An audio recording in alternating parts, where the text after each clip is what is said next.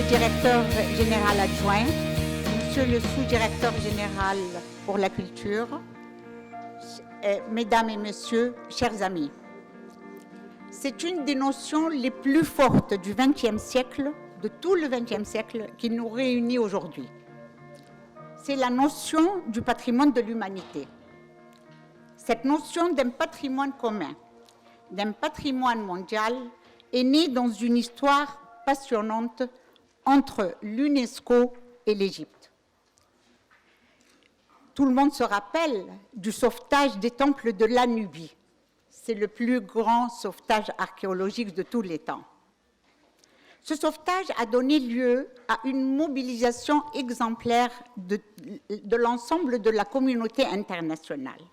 En effet, un monument, un site, est un chef-d'œuvre unique et irremplaçable. Et il appartient à toute l'humanité, dépassant par là les spécificités culturelles et sa localisation géographique. Leur protection fait donc partie de notre devoir à tous. Ce soir, notre Assemblée a un grand privilège. Elle se déroule sous la présidence du directeur général adjoint, M. Nguida, que je salue beaucoup.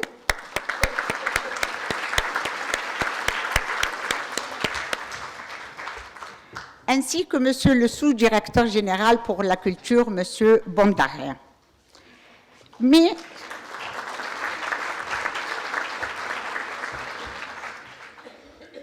donc, notre conférence de ce soir c'est autour d'un autre site exceptionnel en Égypte du patrimoine mondial que nous nous réunissons. Il s'agit du site de Sainte-Catherine au Sinaï. Notre conférence de ce soir est placée sous le signe du partenariat, puisque aussi bien dans l'audience que sur la tribune sont représentés les principaux partenaires de l'UNESCO pour la protection du patrimoine. Tout d'abord, les États membres.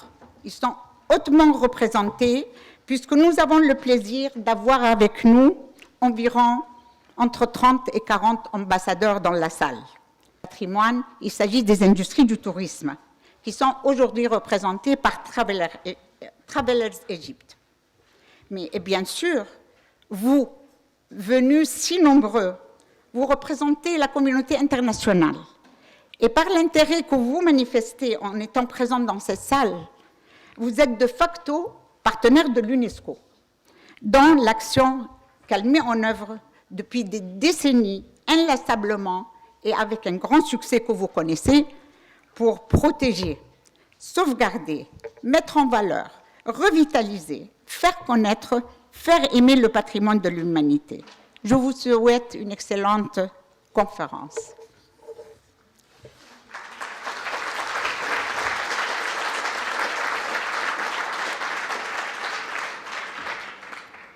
Et maintenant, j'invite à prendre la parole M. El-Zahabi, délégué permanent de l'Égypte auprès de l'UNESCO par intérim. Merci, Madame Ramzi. J'ai en fait une très courte allocution de la part de Dr Boutros Ghali à l'occasion de cette manifestation culturelle. Moi, je voudrais juste signaler en fait vous pouvez utiliser en fait il y a une interprétation en 3 langues, l'arabe, le français et l'anglais. Je cite: Excellences, Mesdames et Messieurs, le site de Sainte-Catherine figure un pont et 2 places sur la liste de sites de patrimoine mondial de l'UNESCO. Le monastère de Sainte-Catherine est situé au pied du mont Horeb, où selon l'Ancien Testament, Moïse aurait reçu les tables de la loi. La montagne est également connue et révérée par les musulmans qui l'appellent Jabal Moussa. La zone tout entière est sacrée pour les 3 grands religieux répandus dans le monde entier, christianisme, islam et judaïsme.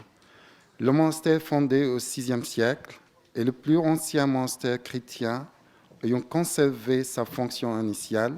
Ses murs et ses bâtiments sont très importants pour l'étude de l'architecture byzantine. Le monastère abrite des collections extraordinaires d'anciens et d'icônes. Le paysage montagneux et sauvage que l'entoure comprend de nombreux sites et monuments archéologiques et religieux et forme un décor parfait.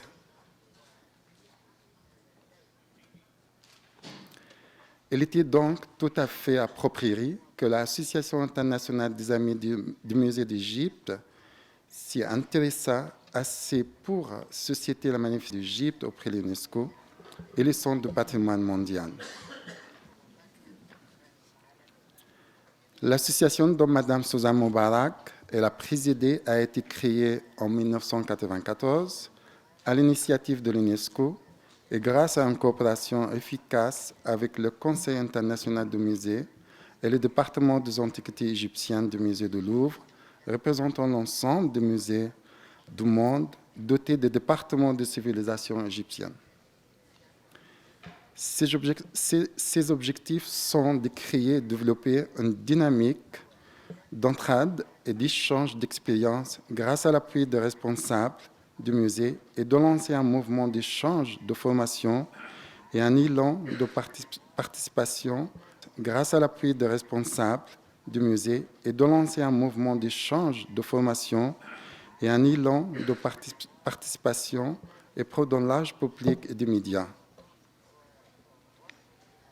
À ces fins, il s'efforce de mobiliser les ressources humaines, techniques et financières auprès des fondations et des entreprises en faveur de différents projets, de réaliser des manifestations culturelles pour le rayonnement du patrimoine de l'humanité. Tous mes vœux de succès pour cette conférence, ainsi que pour l'action menée par l'UNESCO en collaboration avec les centaines d'organisations qui luttent pour préserver le patrimoine de l'humanité. Boutros Boutros Ghali. Fin de citation.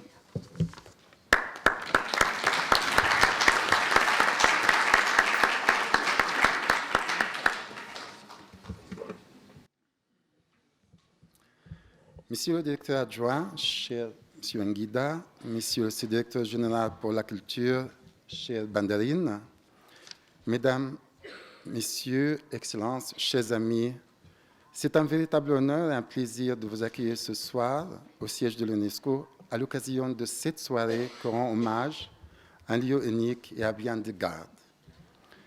Je voudrais avant tout saluer la présence de Francesco Bandarine, sous-directeur général pour la culture, et remercier le Centre du patrimoine mondial de l'UNESCO ainsi que la section musée pour le soutien qu'il nous a apporté à l'organisation de cette soirée.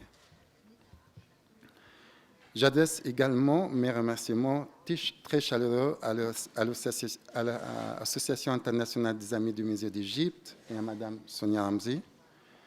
Je souhaite également exprimer ma profonde gratitude aux intervenants à notre conférence, M. Adel Ablatif, président de Travelers Group, et pour son soutien, M. Prépis, expert de Chemos, professeur Don Vallée, qui vont enrichir sans doute notre soirée. J'ai eu la chance de faire partie des premiers Égyptiens qui ont visité le site de Sainte-Catherine très peu de temps après la restitution à l'Égypte de Sinaï. Ça a été vers 1989. Et de premier regard, j'étais saisi par sa splendeur. Pour ceux qui ne connaissent pas le site Sainte-Catherine, je décrire juste quelques événements autour de ce site. C'est un site porteur de plus grande tradition spirituelle au cœur d'un spectaculaire chaos montagneux que domine le Djabal Moussa, le mont Sinaï, le mont Sainte-Catherine, un des plus hauts d'Égypte, un lieu de la tradition biblique, lieu de refuge des premiers chrétiens, lieu de pèlerinage préservé au cours des siècles, tandis que son monastère orthodoxe dresse en plein désert son austère silhouette au pied de montagne, à peine modifiée depuis 15 siècles, et continue de dispenser aux visiteurs du monde entier son message d'inspiration juive, chrétienne et musulmane. Ce monastère, comme vous allez apercevoir ce soir à travers nos intervenants, conserve des trésors d'une valeur inestimable. Il a plus de 6000 manuscrits. C'est la deuxième bibliothèque la plus riche au monde après le Vatican. Elle possède le plus ancien mosaïque byzantine dans son église et abrite une des plus belles collections d'icônes grecques et russes du VIe au Xe siècle. À tous ces titres, le monastère de Sainte-Catherine et son site ont été inscrits sur la liste du patrimoine mondial de l'UNESCO en 2002. Héritier de pèlerins du Moyen-Orient, du Moyen-Âge, chaque jour et chaque soir, tout le matin, des touristes, des visiteurs de tous les horizons, de toutes les religions, de toutes cultures, convergent du monde entier pour visiter en plein désert la grande tradition monastique orthodoxe de Sainte-Catherine. Coucher du soleil, il est particulièrement émouvant de voir de jeunes, de vieux, se grouper à nouveau le long de ces murailles pour entamer ensemble de nuit, lampe torche à la main ou au front, l'ascension mythique qui les mènera voir à l'aube se lever, là où la tradition fut que Moïse a reçu le commandement divin. Mais Sainte-Catherine n'a pas seulement une richesse culturelle, mais aussi sa beauté naturelle. C'est une réserve internationale déclarée par l'Égypte depuis 1996. Partout alentour règne un des plus rares silencieux écosystèmes montagneux au monde, habité par des gazelles, des lézards, des renards, un monde invisible que surveille au loin le vol majestueux de ces aigles et d'oiseaux de proie. Sainte-Catherine est encore plus riche par ses traditions culturelles, linguistiques particulières des communautés bédouines.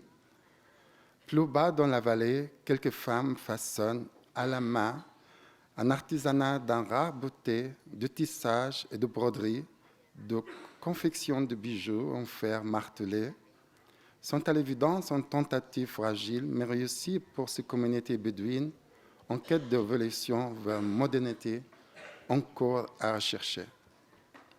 Chers amis, le site de Sainte-Catherine rayonne en effet fortement, non seulement sur la place Fontenoy ce soir, mais aussi tous les jours depuis des temps dans le monde entier, puisque le site de Sainte-Catherine résume à lui seul toute la noblesse et le sens attaché à la mission de patrimoine mondial de l'humanité par son histoire et la force persistante du message qu'elle diffuse, par la splendeur de son environnement naturel et la particularité de ses habitats. Et puis, cette soirée riche d'échanges rappelait ces paramètres multiples et sensibiliser la communauté internationale à la mise en valeur, certes, mais aussi et surtout à la gestion des équilibres, à l'œuvre dans toute conservation harmonieuse des sites, en quoi réside toute la mission de l'UNESCO.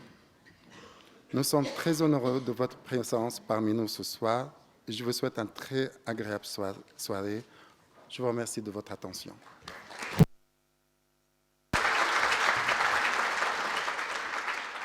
Après avoir été longtemps directeur du Centre du patrimoine mondial, la directrice générale de l'UNESCO lui a confié dernièrement tout le secteur de la culture.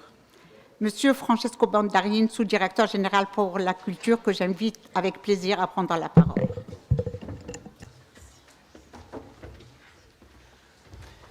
Thank you very much, Sonia, and I would like to thank all of you for coming so numerous tonight to this important conference and the presentation. I think nothing but your number shows the importance of this event and shows the attachment that you have for this very important site. So I would like also to thank the delegation of Egypt, and particularly our friend Mohamed El-Zahabi, our co-chair this year of the World Heritage Committee, for supporting this initiative, and of course the International Association of Friends of the Egyptian Museum for for launching this initiative. I think that the presence of our Deputy Director General, Mr. Nguida, Getachew Nguida, is also a testimony of the importance that we attach to this event. The reason is very simple, and I think all of you know. The St. Catherine Convent and Monastery and its surroundings is one of the pearls of the World Heritage Convention. It's a site, and we will see later on in the presentations of the expert, it's a site that perhaps summarizes as few can do the meaning of World Heritage and the meaning that UNESCO and the Convention attach to this site. Over the centuries, this site of St. Catherine has become legendary for its importance for all the cultures and religious traditions of the area. And I think it's quite fitting, and we will try to make it very, very strong as a message, that this event happens in the year that UNESCO has decreed as the International Year for the Rapprochement of Cultures, which is intended to highlight the transfer, the importance of transfer and exchanges between cultures, and to highlight the ties that are forged between them really in a very, very distant past. This site was inscribed in 2002 in the World Heritage List.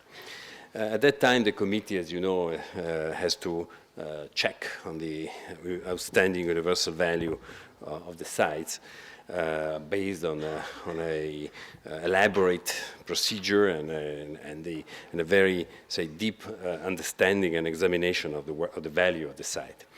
And at that time, the committee defined the value of the site by looking at these different aspects. I would like to sort of, summarize them for you. First of all, the committee stressed the fact that the architecture of St. Catherine's Monastery is an expression of human creative genius because of its integration with this desert landscape. And secondly, it focused on the fact that St. Catherine is one of the early outstanding examples of Eastern tradition of a Christian monastic settlement located in a remote area.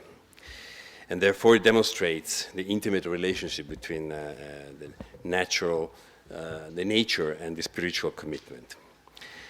And thirdly, it focused on the fact that the area of St. Catherine, which is centered on the holy mountain of Mount Sinai, in Jabal Musa, Mount Horeb, the different names of these mountains, like other sites, like the old city of Jerusalem, for instance, is sacred to the three world religions of Christianity, Islam, and Judaism.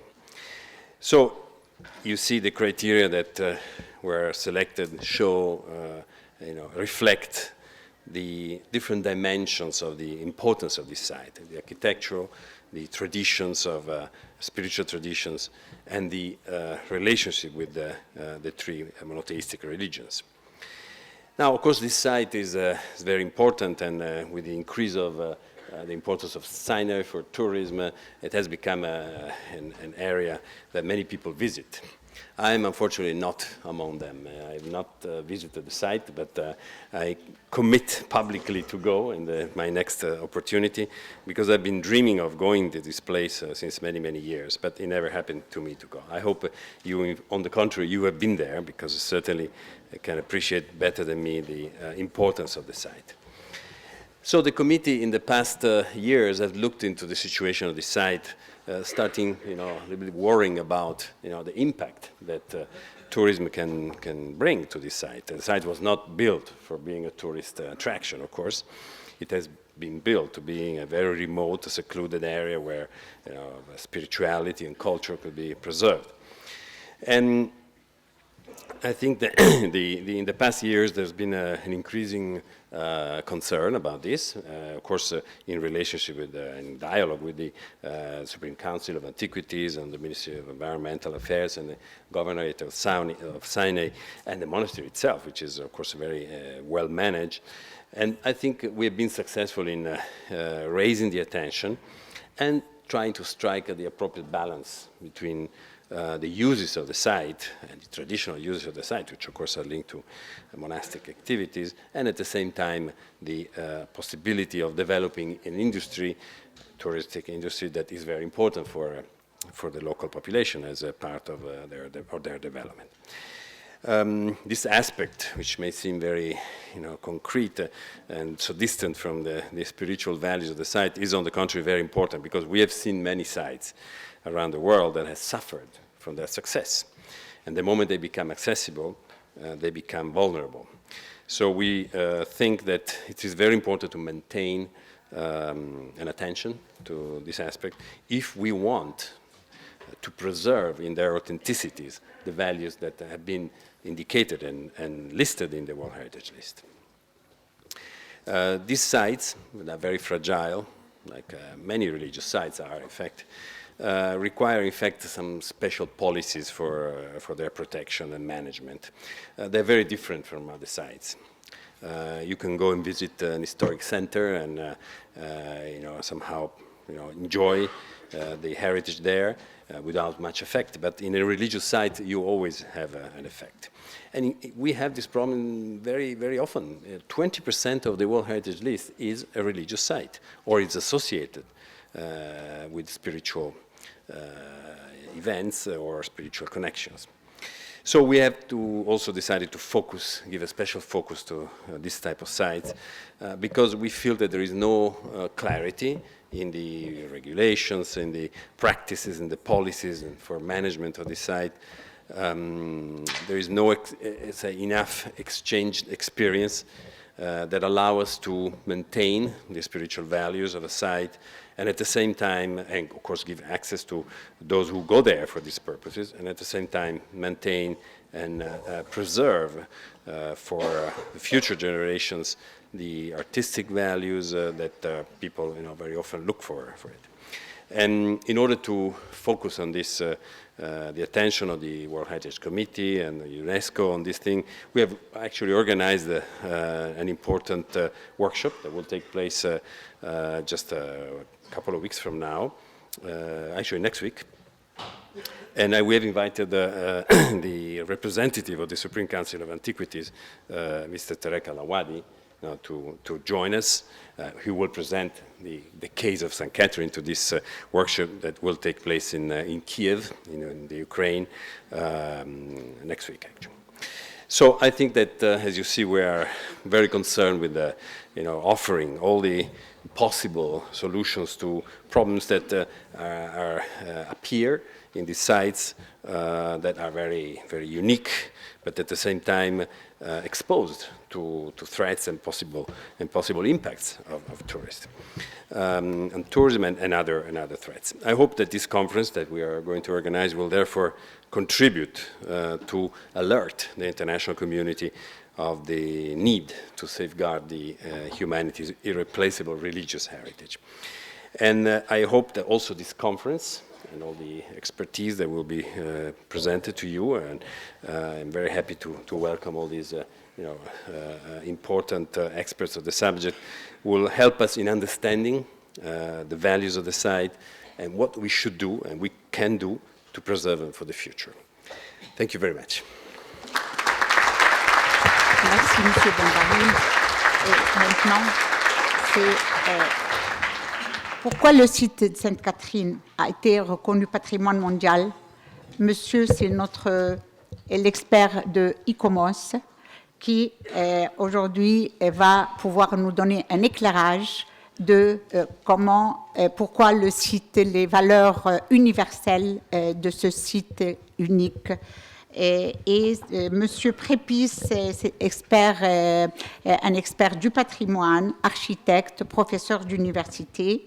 La parole est à vous.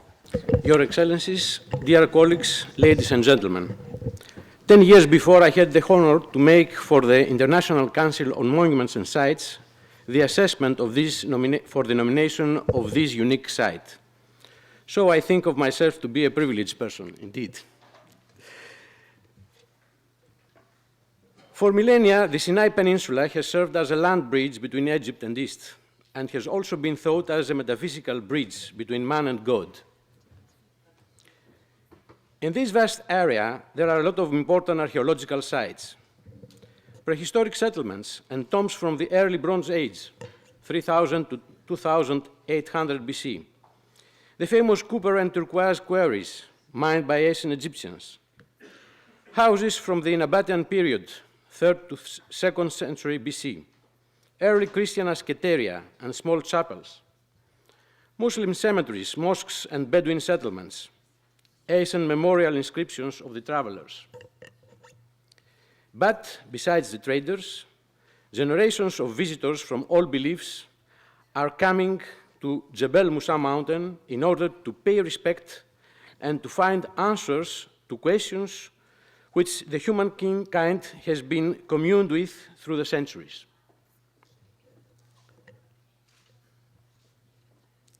The Holy Monastery of St. Catherine is the world's oldest continuously operating Christian monastery, a unity of unique multicultural and multi-faith values.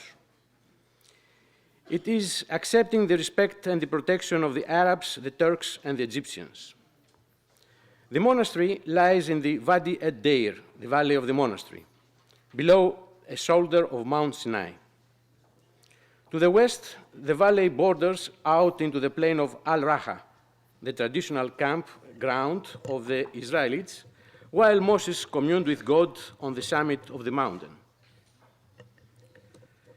The fortificated Sinai monastery was built according to historical evidence between 527 and 565 by Emperor Justinian, who accepted the request of a delegation of eremites. As a fortress, the monastery had its assigned part to play along the eastern borders of Justinian's empire. But in reality, the similarity is limited when we consider the absence of strong flanking towers and the simple reinforcement of the corners. From the original buildings of the monks in the valley, the remains of their first monastic settlement, as well as a small tower, this in the middle, from the 4th century, which protected the people of the valley, are preserved. The original outer wall can be traced through its whole perimeter, under later remodeling and superstructures, and on 3 sides it rises to its original height. All the masonry is of granite, the only building material available locally.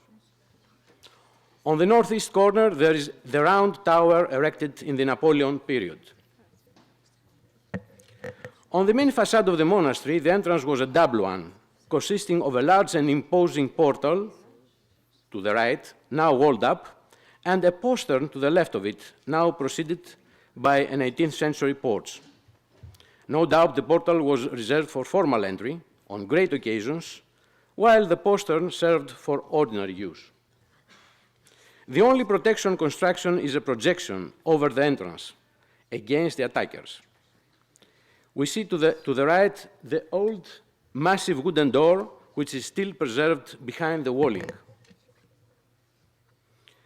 The structure of the monastery maintains unchanged the internal layout of the Byzantine monastery complexes. From the entrance, the route to be followed by pilgrims to the burning bush, which is just behind the central apsis, is clearly indicated by the architecture itself, leading to the church through 2 side doors. You see here the side doors.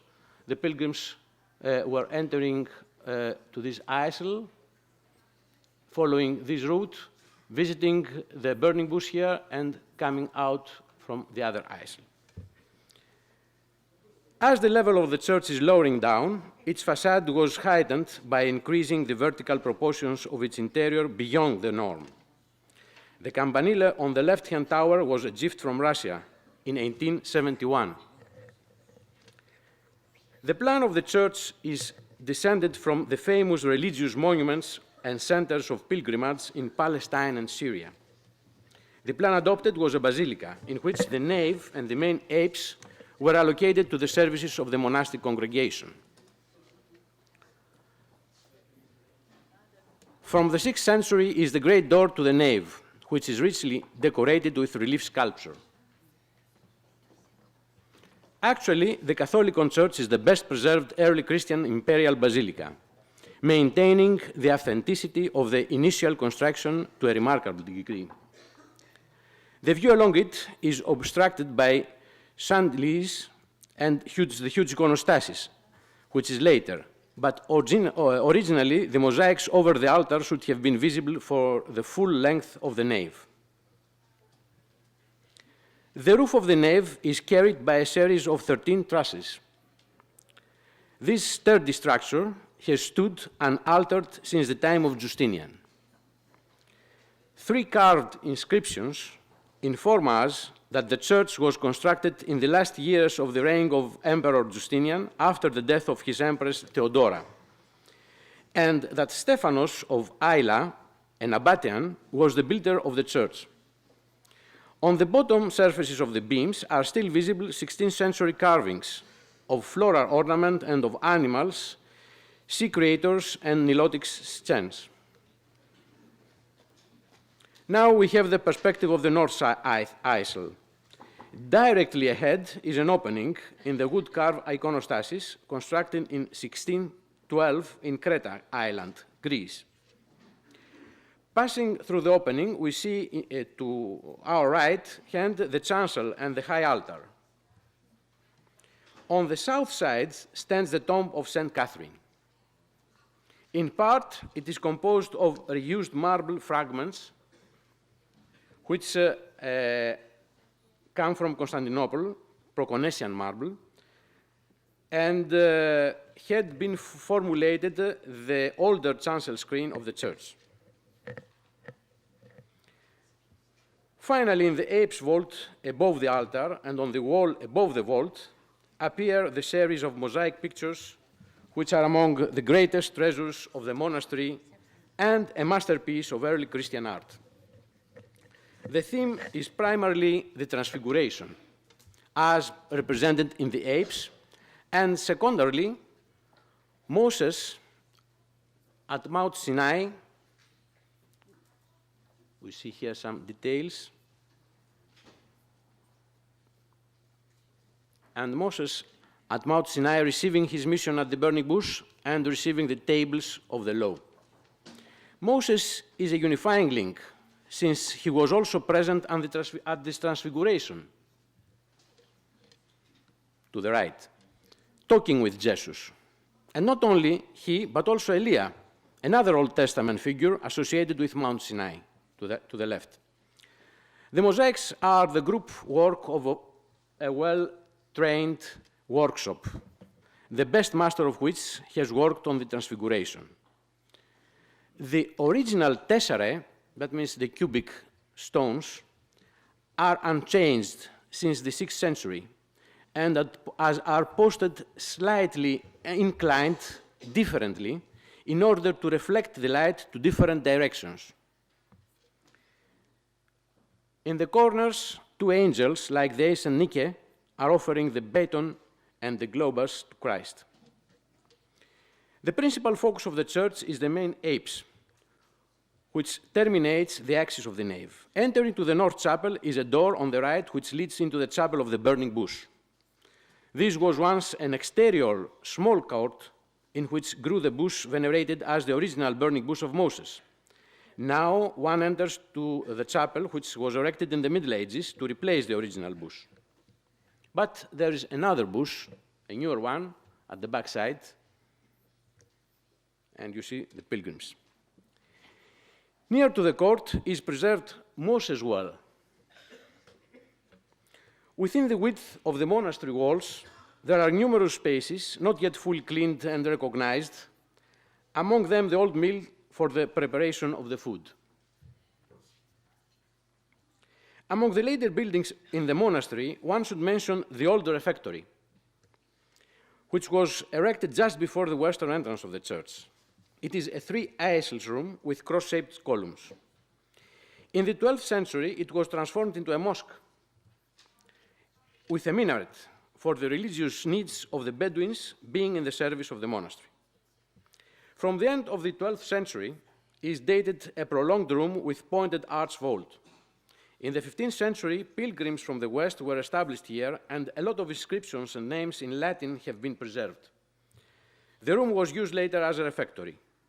On the eastern wall, there is an impressive representation of the Doomsday.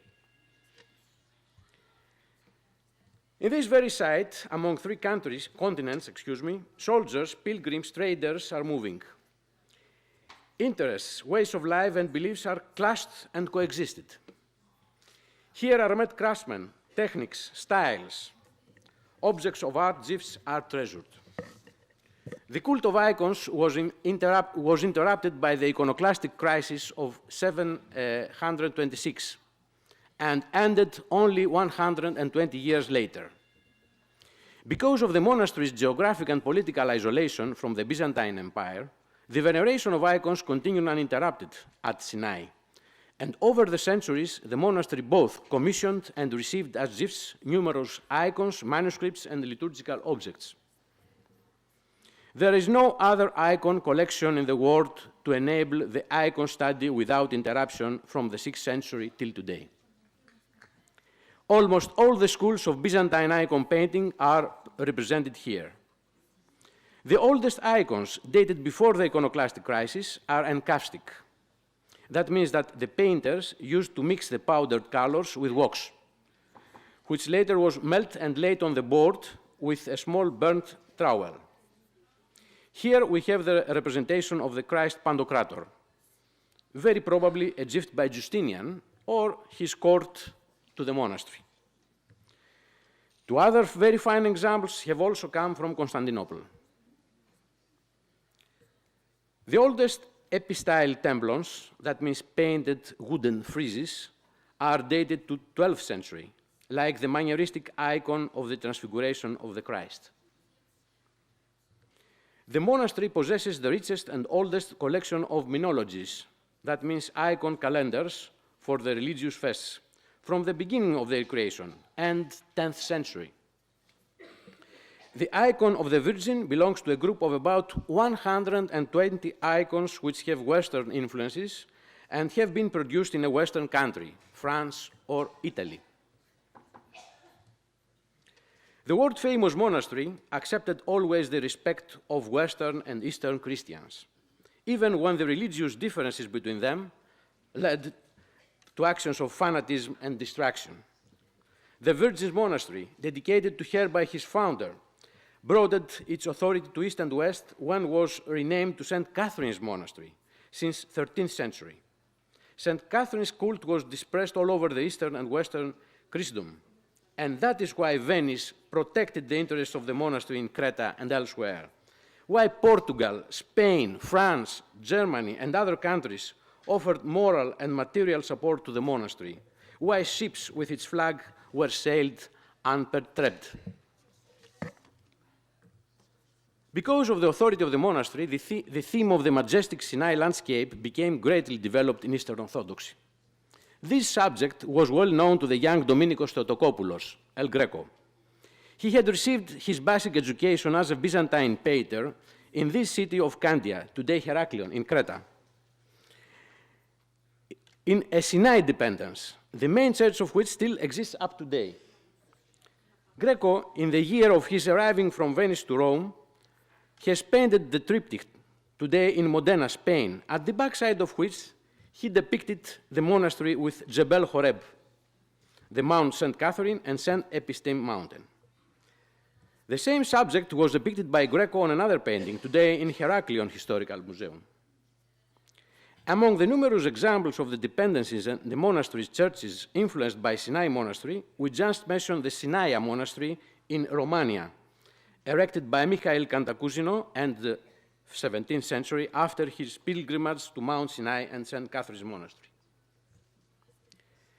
The monastery has the oldest functioning library of the Christian world, as well as the richest in number of foreign languages manuscripts, more than 4,400 items.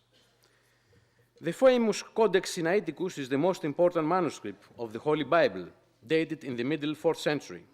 It is possibly one of the 50 books ordered by Constantine the Great for the needs of the churches in Constantinople, or an exact copy of them.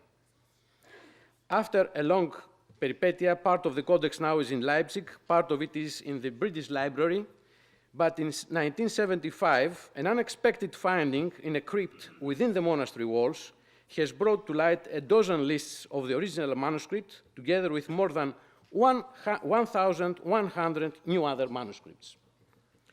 Among the diamonds is the large, luxurious gospel of the best examples of the art of Constantinople during the classical Renaissance of the mid-Byzantine period. In the Arabic department, copies of the Ahtinameh, the Sacred Testament, are kept, which are copies from 16th century on of the original protective manuscript which was given to the monastery community by Prophet Muhammad himself, having put his hand on it.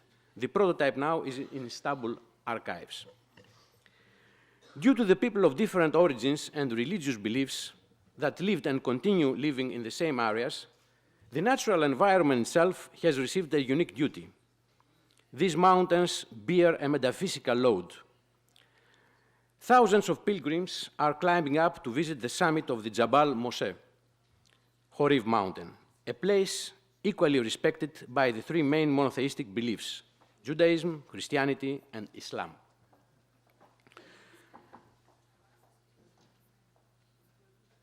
The main problem here, it is curious, it was the garbage of the tourists, which was very successfully taken off by the Egypt government.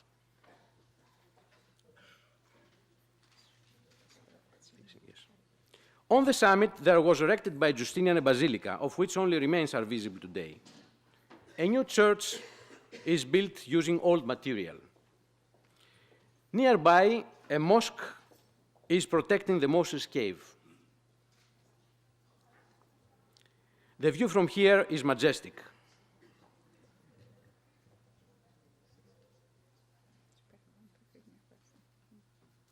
People are passing the night here under difficult conditions. We are 2,208 meters high in order to have the possibility to see the fantastic sunrise next morning. I'm finishing this.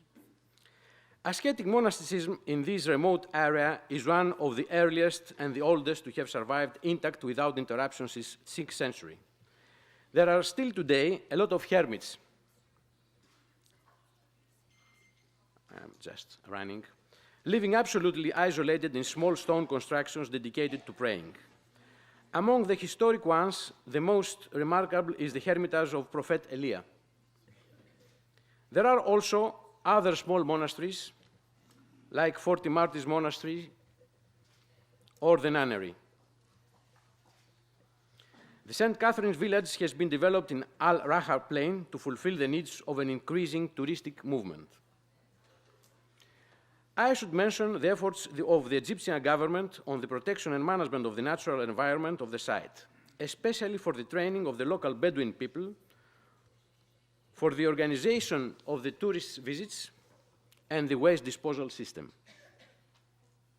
Also, the Arts and Crafts Center that has been organized by the Bedouin Support Program under the direction of the Cairo University. All the above describe the outstanding universal values for which UNESCO has inscribed the St. Catherine area in Sinai on World Heritage List in 2002.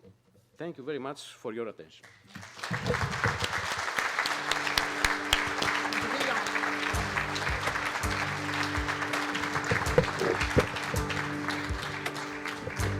Merci beaucoup, professeur, pour cet très intéressant exposé.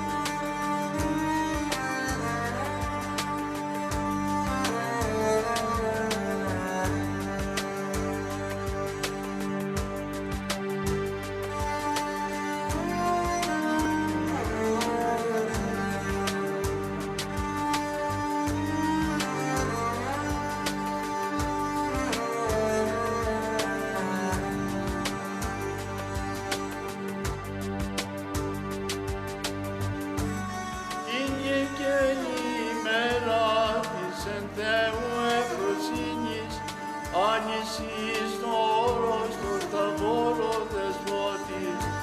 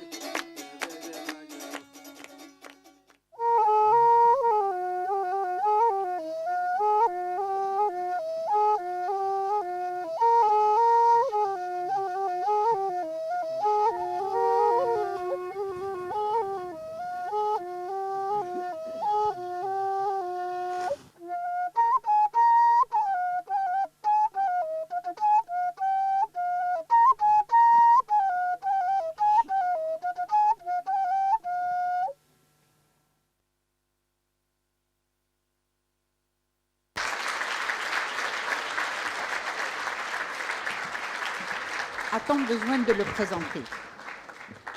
Maître de conférences à Sciences Po, chargé de cours aux universités de Paris 1, Panthéon, Sorbonne et Paris Diderot, créateur de la Fondation Vallée. Il a reçu plusieurs distinctions et auteur de plusieurs publications. Il intervient régulièrement à la télévision, je dirais fréquemment à la télévision, dans des débats sur les problèmes contemporains. Monsieur Audon Vallée va nous parler des 35 siècles d'histoire du site. Je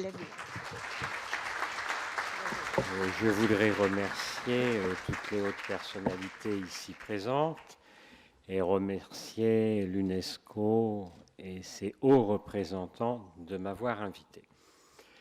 Alors, parmi les différents éléments que nous pourrions évoquer ce soir sur le Sinaï et sa spiritualité à Sainte-Catherine, j'en retiendrai 3 principaux, puisqu'on parle de 35 siècles d'histoire. Premier point, l'époque biblique. Deuxième point, l'époque chrétienne. Et troisième point, plus récent, l'époque scientifique.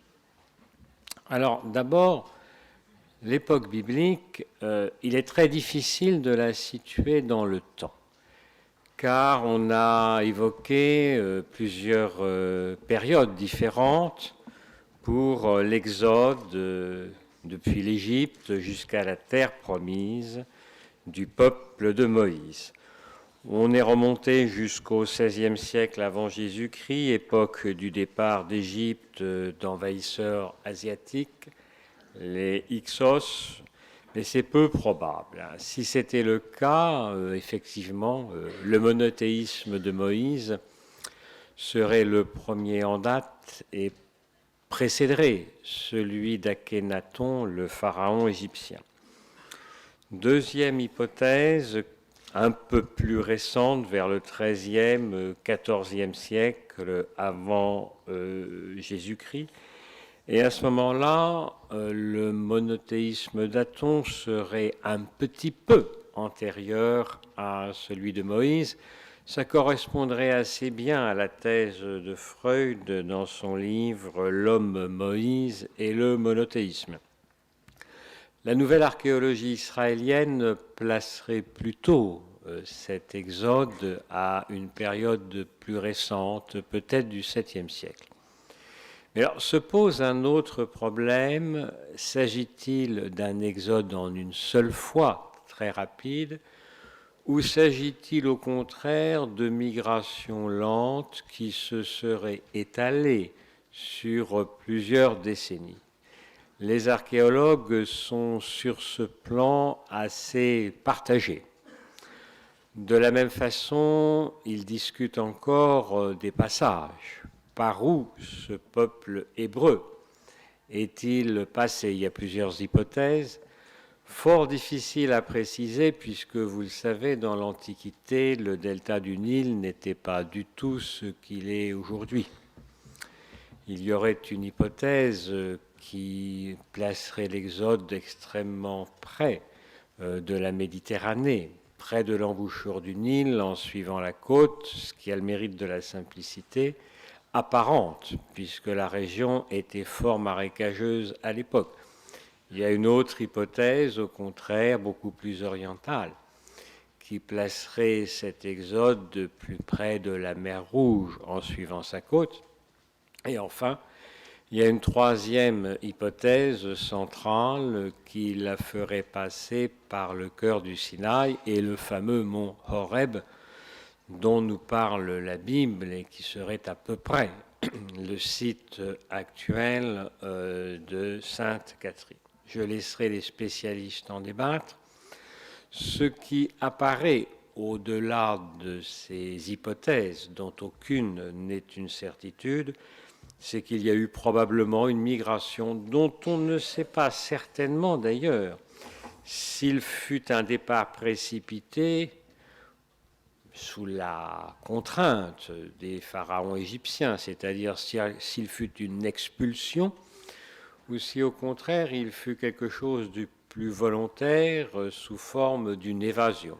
les deux hypothèses ont leurs défenseurs.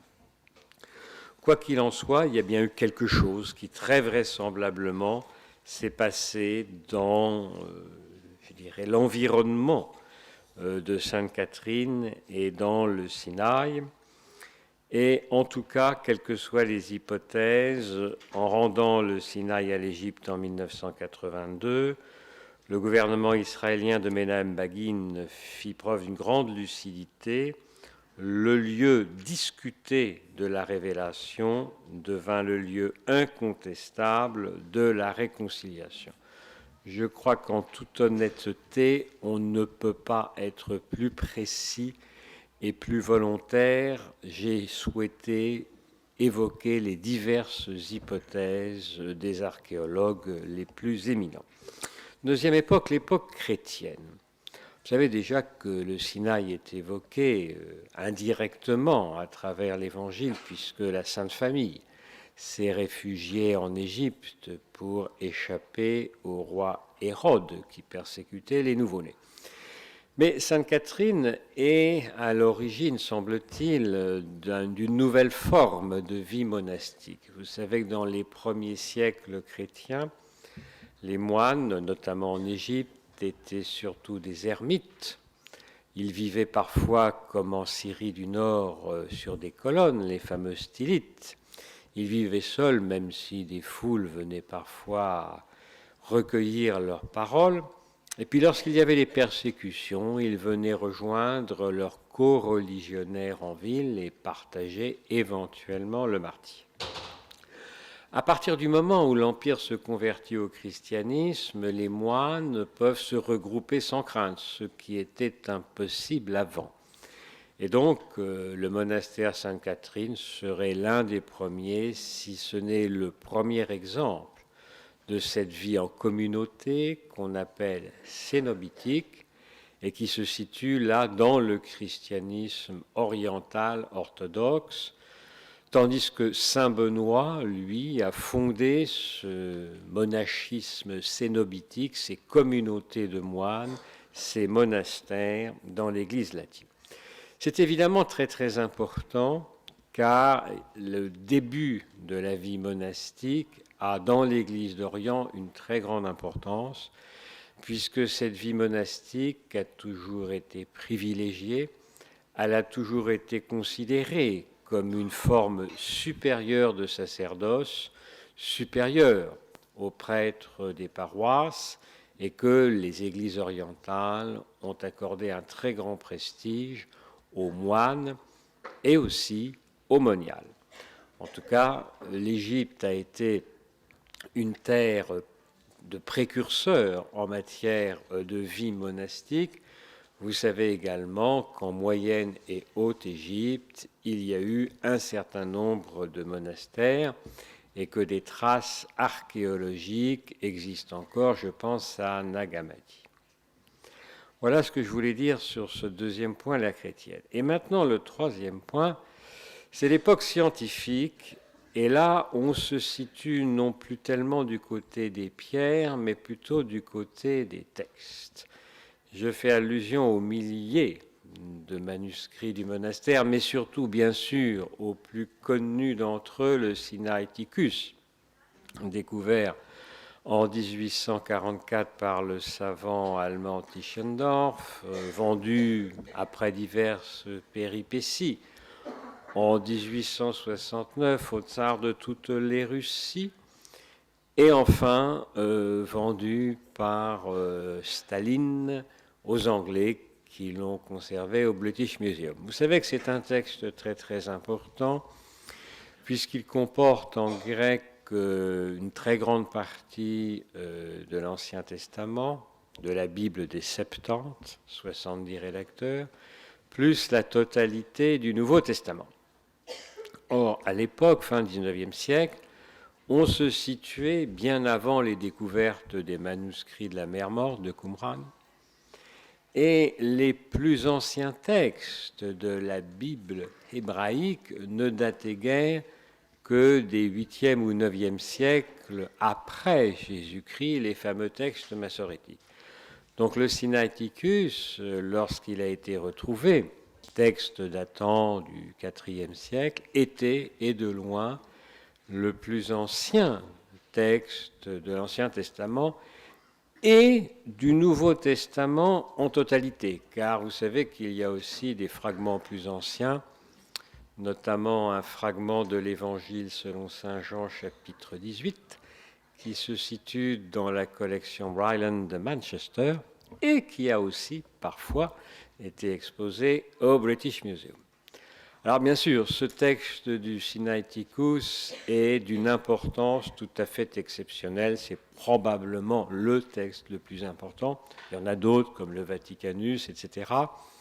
Mais avant les découvertes de Qumran en 1947, il était d'une utilité extrême pour relire la Bible, même si c'est la Bible en grec et pas la Bible hébraïque. Alors je ferai ici un petit parallèle avec Nag Hammadi et tous les textes qu'on a pu retrouver dans la Haute-Égypte, qui sont des textes extrêmement nombreux, avec divers écrits qui sont parfois considérés comme canoniques, d'autres qui sont au contraire considérés comme post-canoniques, toutes sortes d'évangiles, de Judas, autres. Mais en tout cas, des textes qui sont parmi les plus anciens, textes gnostiques notamment, de l'époque chrétienne, de l'Antiquité chrétienne. Et donc, ce qui émane de ce monastère de Sainte-Catherine et plus généralement de son environnement du mont Sinaï, c'est un ensemble qui relie la période des Hébreux, la période biblique, à l'époque chrétienne, texte du Nouveau Testament. Et comme il y a aussi une mosquée dans ce monastère, cela fait un lien avec l'islam. Donc, un monastère qui est probablement le plus ancien exemple d'une réunion des trois religions qui se réclament d'Abraham. Et ce fut évidemment une excellente idée de la part de l'UNESCO de le classer au patrimoine mondial. J'ajouterai que ce monastère a une chance. Il est loin de tout. Il est loin des aéroports. Si ma mémoire est bonne, pour y monter, il faut avoir quand même déjà de très bonnes jambes, surtout si on veut aller jusqu'en haut de la montagne. Et donc la pression touristique est probablement un peu plus faible que sur d'autres sites classés au patrimoine mondial de l'UNESCO. Voilà ce que je voulais vous dire à ce sujet, mais il y a bien d'autres sites classés au patrimoine mondial dont je voudrais vous parler.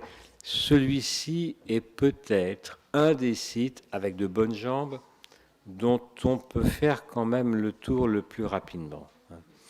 Je me suis amusé à regarder quels étaient les sites qui demandaient le maximum de jours à visiter.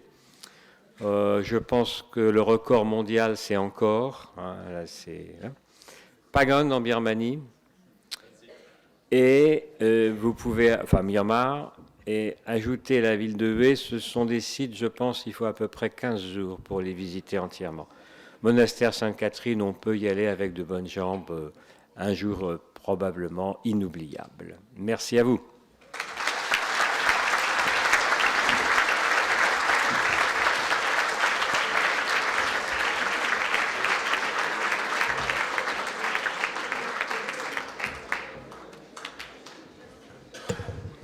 Merci, Monsieur Vallée.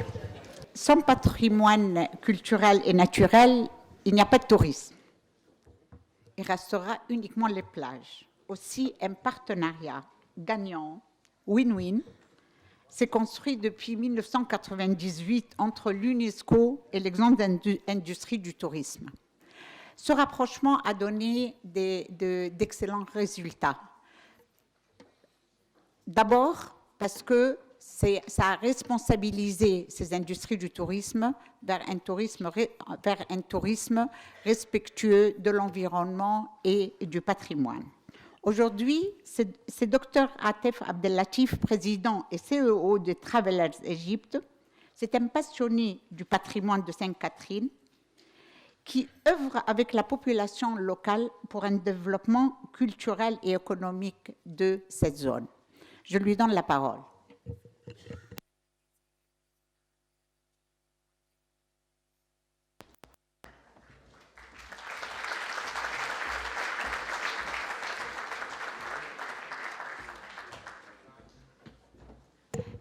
Il y a la traduction, il y a l'interprétation simultanée. Monsieur Abdellatif va s'exprimer en langue arabe. Vous avez tous, et en français et en anglais. السادة الحضور أهلا وسهلا. أنا بشكر حضراتكم على الاهتمام الكبير النهاردة بحضوركم واهتمامكم بمنطقة زي سانت كاترين اللي هي على موقع أو موجودة في التراث العالمي تبع اليونسكو. فأنا بشكر حضراتكم وبشكر السادة الحضور وبشكر اللي على المنصة جميعا على اهتمامهم بهذا المكان التاريخي والديني والبيئي العظيم. أنا أحب بس أنوه أرجع ورا شوية بالتاريخ. أنا بدأت السياحة من أول حياتي يمكن من حوالي 25 سنة في سانت كاترين. بدأت بحلم كده إن أنا أروح سانت كاترين، والمنطقة هناك شدتني وعجبتني جدا بأن أنا ممكن أكون موجود فيها وأعيش فيها لفترات. يعني حتى إن زمايلي اللي كانوا بيشتغلوا معايا في السياحة في بداية حياتنا يعني استغربوا لأنهم كلهم اتجهوا إلى سينا من ناحية البحر والشواطئ والحاجات اللي هي زي كده، وأنا اتجهت ناحية الصحراء وناحية المنطقة اللي هي بترتفع عن سطح البحر حوالي أكتر من 2000 متر. وكانت غريبة بالنسبة للناس كلها إن أنا من 25 سنة ببدأ في منطقة صحراوية ما فيهاش حاجة، ما فيهاش كهرباء، ما فيهاش مية. طب إيه بقى الإنسان اللي يروح يبدأ حياته في منطقة غريبة وما فيهاش أي إمكانيات؟ إن أنا رحت بنام في خيمة وبقعد على شمع كهرباء، عندي مولد صغير بطفيه الساعة 10 مساء وأشغله الصبح. العربية بتاعتي كانت الصبح أصحى ألاقي الرادياتير المية اللي موجودة فيه متجمدة، البنزين اللي موجود في العربية متجمد، وأقعد أسخنه عشان العربية تشتغل وأتحرك وأبني. لأني كان إيماني كبير بالمنطقة وبتاريخها الكبير والعظيم، لأن منطقة أنا حسيت فيها إن أي حد بيروحها بيشعر بسلام وأمان، وما بيحسش إن هو في يعني في الدنيا، بيحس إن هو في منطقة غريبة، منطقة جميلة جدا بيحس فيها بأمان. منطقة كلها هدوء، كلها جبال وطبيعة خلابة. الأكل والشرب فيها ليه طعم تاني، الفاكهة ليها طعم تاني لأنها كلها بتعتمد على المية بتاعة المطرة ومية الأبيار اللي موجودة من خلال الصخور الموجودة في المنطقة. كان إيماني كبير جدا بهذه المنطقة إن أنا أعيش فيها جنبا إلى جنب مع الدير ومع البدو، وأبتدي أعمل أشتغل في السياحة. لأن طبعا زي ما أنتم عارفين الدير وسانت كاترين مدينة تاريخية، مهد حضارات، مهد أديان كانت موجودة هناك، لكن برضو الناس هناك عايزة تعيش. يعني لازم إن احنا كنا نتعاون إن احنا يكون في نوع من الشغل أو الرزق، لأن النهاردة ما ينفعش إن مكان جميل ومكان ديني ومكان عظيم زي كده والبدو اللي هناك لابد إن هم نتعاون مع بعض ونستثمر هذه الإمكانيات والمكان العظيم اللي موجود هناك، إن احنا نقدر نستغله اقتصاديا وتجاريا، بحيث إن احنا نقدر ننمي المنطقة جنبا إلى جنب إلى جانب التراث العالمي اللي احنا نقدر إن احنا نحافظ عليه. لأن منطقة سانت كاترين فيها وديان جميلة جدا، البدو يسكنوا في هذه الوديان. انا اهتميت كتير قوي قوي معاهم بالعمل معاهم من خلال تنظيم الرحلات السياحية البدوية، سواء مع جمال، مع الجيبات بتاعتهم، مع العشاء او الغداء او جميع الاكل والشرب عن طريق البدو، لان احنا نتعاون ويكون في تنمية وفي مصدر رزق ليهم. الحاجة التانية ان احنا كان لازم يحصل معادلة، ان انا البدو والوديان دولت اللي عايشين في الوديان لابد ان احنا نحافظ لوجودهم في الوديان، عشان النهارده ونوفر لهم سبل حياة كريمة ومصدر رزق، عشان ما يسيبش الوادي واللي هو عايش فيه جوه، اللي هو بيزرع جوه وعايش فيه جوه، ويطلع بره للحضر او للمكان بره. اولا مش هيقدر يعيش بره لانه ما تعودش على العيشه بره، ثانيا هيعمل ضغط على اللي موجود بره، فهيبقى في حيره، ولا هو يقدر يبقى بدوي ولا هو يقدر يبقى من الحضر، فهتبقى في مشكله. فمن هنا كانت فلسفتي ان انا اتعاون الحمد لله، وان انا اسوق لسينا وسانت كاترين في جميع انحاء العالم، والحمد لله جبت الافات والافات والافات من السياح من جميع انحاء العالم عشان يحسوا بالجمال والامان، وان مصر وسينا وسانت كاترين هي حضاره وتاريخ وامان، وييجوا يستمتعوا بالجو وبالامان اللي هم موجودين عندنا. طبعا سانت كاترين وسينا والتاريخ ده بيعتبر ملك للبشريه جمعاء، فلا بد ان كانت رسالتي في المنطقه ان انا اجيب اكبر عدد ممكن لزياره هذه المنطقه، والحمد لله قدرت اعمل جزء كبير من هذه الرساله. الفتره اللي جايه خطتي باذن الله في المنطقه هتكون ان انا اهتم بالرعايه الطفوله، الاطفال البدو اللي هناك،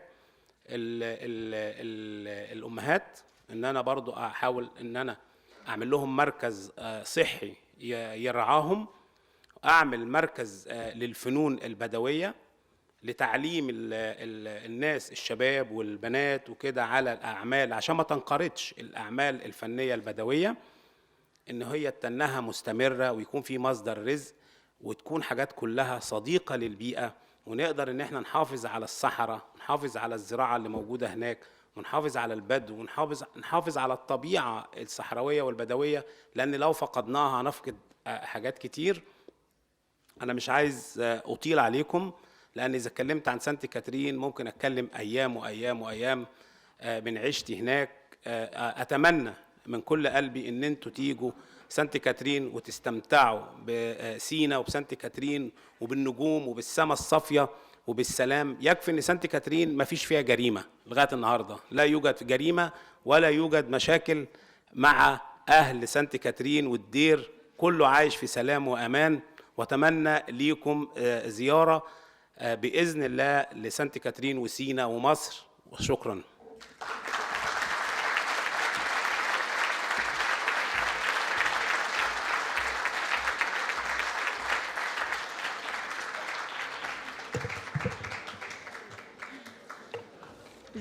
Je me dois d'ajouter, la fondation, il nous vient de la fondation de Sainte-Catherine. Il existe une fondation Sainte-Catherine. Elle a un comité en Suisse, un comité aux États-Unis et un comité à Londres. Son siège est à Londres. Elle a adopté un projet et nous avons aujourd'hui la chance d'avoir parmi nous, avec nous, M. Charles Mella, qui est à la fois président de la Fondation suisse Bodmer, mais également il est le président du comité suisse pour la Fondation Sainte-Catherine. Je lui donne la parole.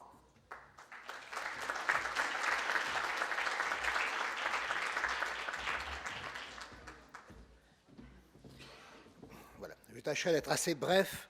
Résumant ce qui a été dit, Sainte-Catherine est un lieu sacré. Vous avez vu dans les photographies de la mosaïque de l'église La Transfiguration, vous avez vu Moïse au pied de la montagne, ayant la vision du buisson ardent.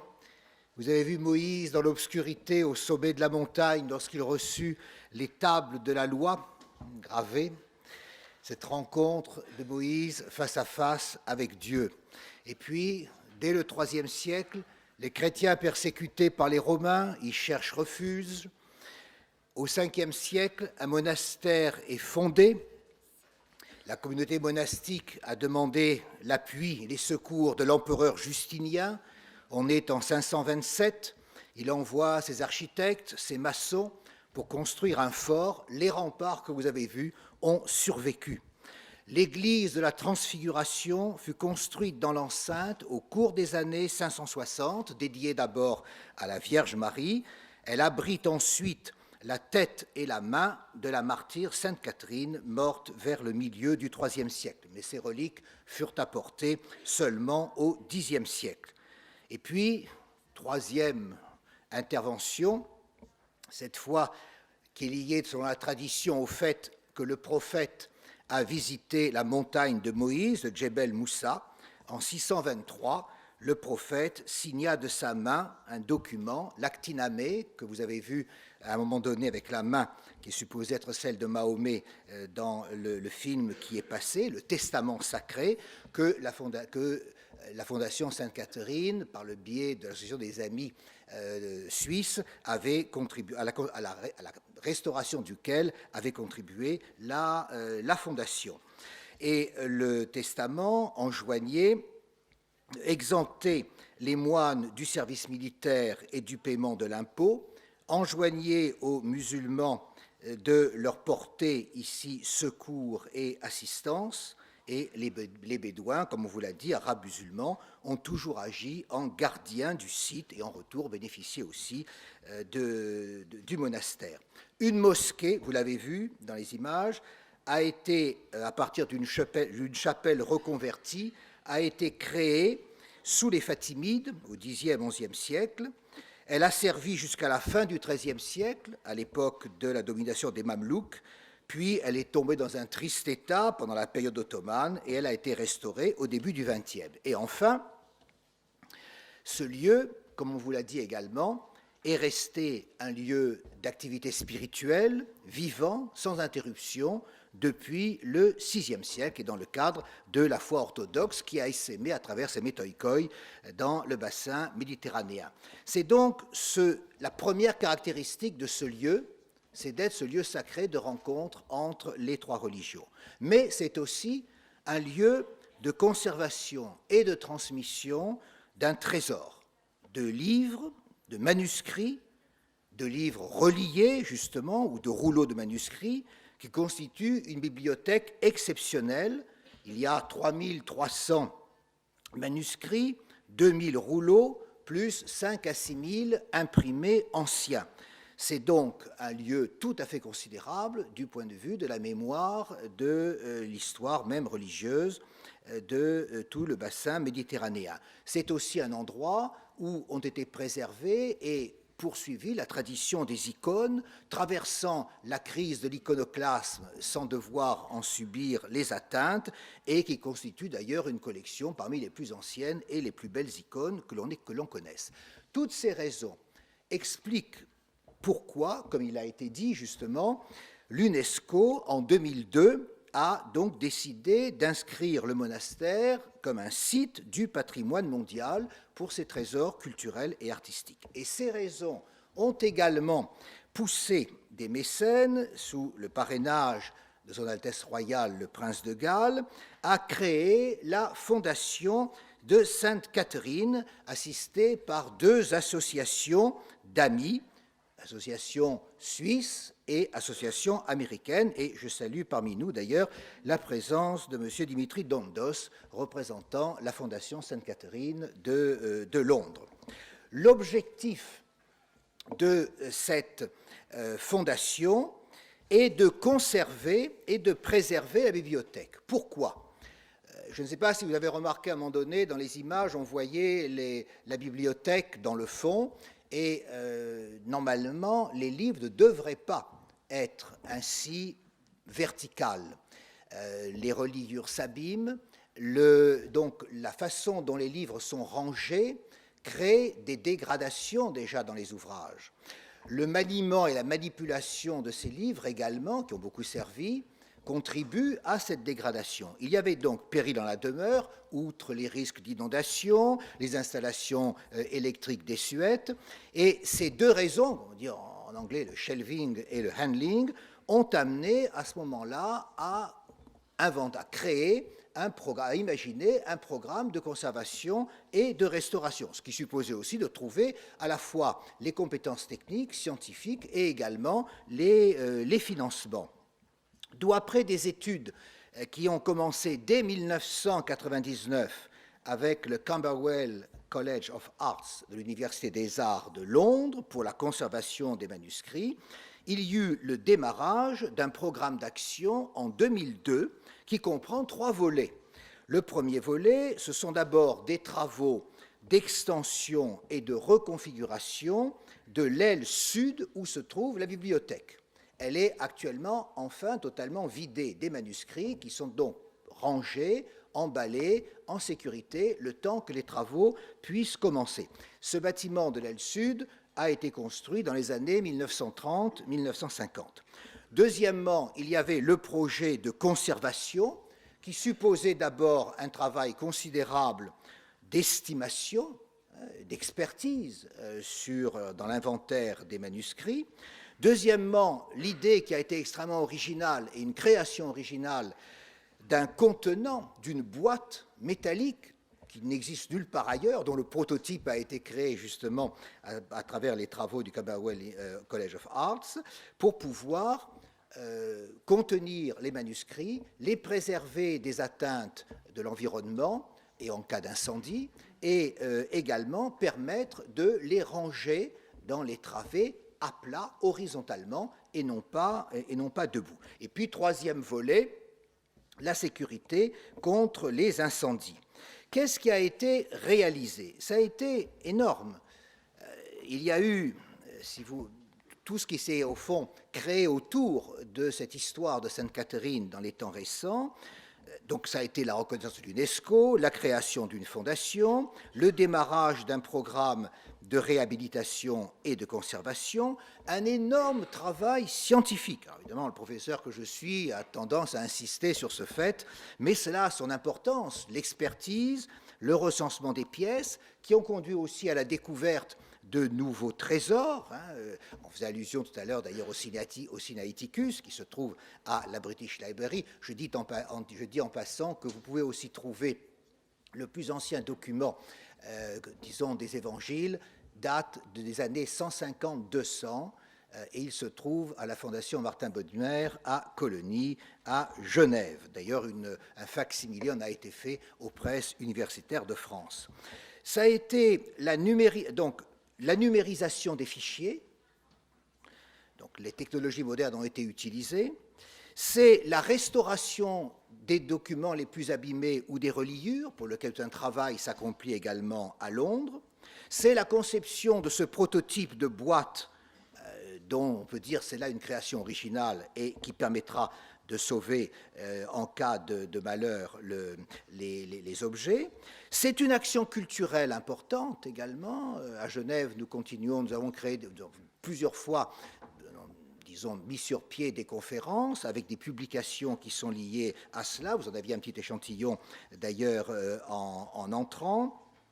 Il y a eu des collaborations avec le musée de l'Ermitage de Saint-Pétersbourg, avec la Courtauld-Galerie de Londres, avec la British Library, avec bien sûr la Fondation Pierre Janada de Martigny. Ça a été les levées de fonds, un travail considérable également. Ça a été l'assainissement des lieux pour l'eau, pour la cuisine, pour les cellules, et je le disais tout à l'heure, la bibliothèque a été vidée, les livres emballés pour que les travaux puissent enfin commencer. C'est donc un travail considérable dont on n'a pas toujours l'idée, travail à la fois scientifique, technique et qui suppose aussi un effort considérable pour l'harmonisation avec les différents acteurs de cette préservation du site. Cette formidable entreprise a donc été réalisée, je peux dire ici, grâce à la Fondation Sainte-Catherine et au mécénat qui l'a appuyée. Merci de nous avoir écoutés.